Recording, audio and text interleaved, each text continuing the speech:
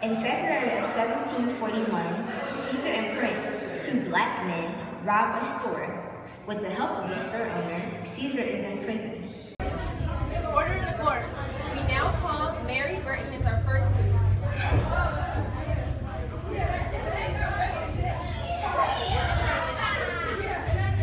I have no relation to him whatsoever. Tell the jury why you're here today. I've been called to testify against these black men. I have said I will speak of the robbery of the stolen goods, but in regards to any fire conspiracies, I will not speak about it. Ms. Burton, if you know anything in regards to the fires and do not speak up, you will charge with conspiracy. I have told you about the robberies. Why must you have me put my life at risk for your own sake? There's no need to be scared of you. Just tell the truth. If you tell the truth, then it will work in your favor. You don't want to be in indentured slave forever, do you? I know you don't. So just tell us what we want to know and you will be believed. It's all right, Ms. Burton. Go on and start. The robbery is just the tip of the iceberg. Caesar, Coffee, Prince, my masters, the Houstons, and Peggy were planning on setting fire to the city, killing a lot of their inhabitants. My master assured Caesar's Coffee and Prince that they would provide them with anything that they need. Thank you for telling the truth. Why were you so afraid to tell us so much? Mr. Houston, he threatened to poison me if I spoke to anyone about it. I was afraid I would be severely punished. I will reassure you that you will be safe and no one will harm you.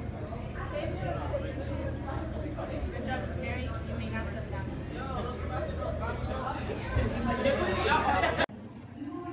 A man named Arthur Price was charged with burglary and had some information on Peggy. He claimed she spoke to him while in jail. He would communicate in my street, and Prince was examined in the evening. The following deposition was taken. Came up to the prison hole where I was being confined and told me she was afraid. I presumed she was speaking about Eva, telling her finding out something about me. So I asked her if her fright was due to the robbery, and she said it was not, but instead about the fire. She's been sworn by an oath like the rest, but she is not going to set the town on fire when asked. The despondent asked her if she was afraid of the Negroes, and she said that Caesar, Prince, and Tuppy were all good-hearted men.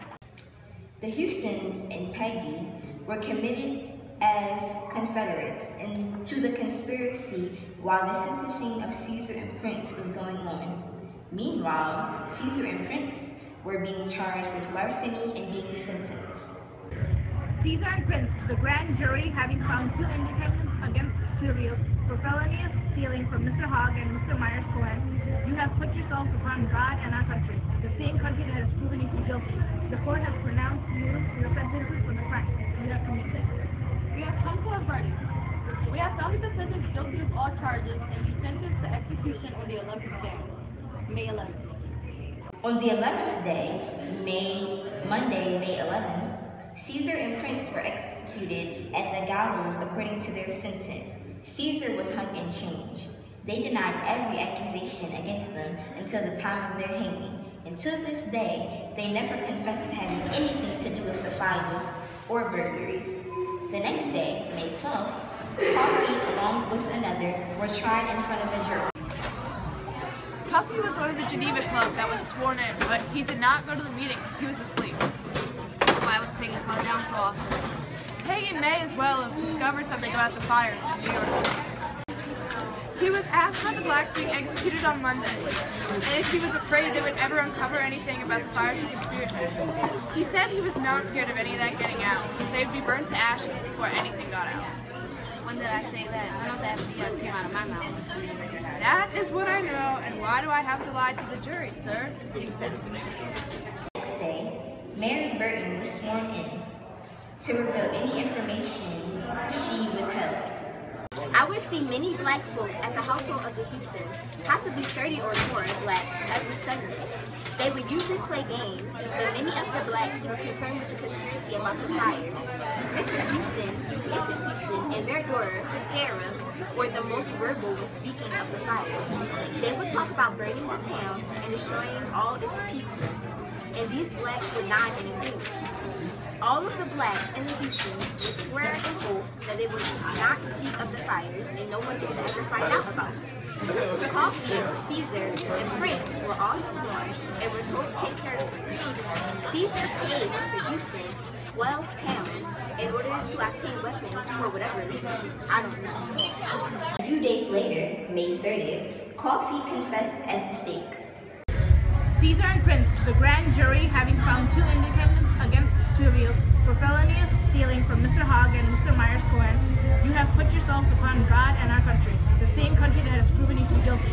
The court has pronounced your sentences for the crime you have committed. We have come to a verdict. We have found the defendants guilty of all charges and be sentenced to execution on the 11th day, May 11th. 1st of June, Peggy and the Hostons were being tried for the allegations against them in regards to the stolen goods and the fire conspiracy. I now call Peter Kirby to the stand.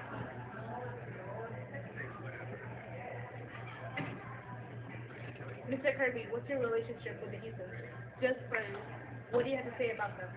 I always thought that Houston was genuine and saw no harm in him.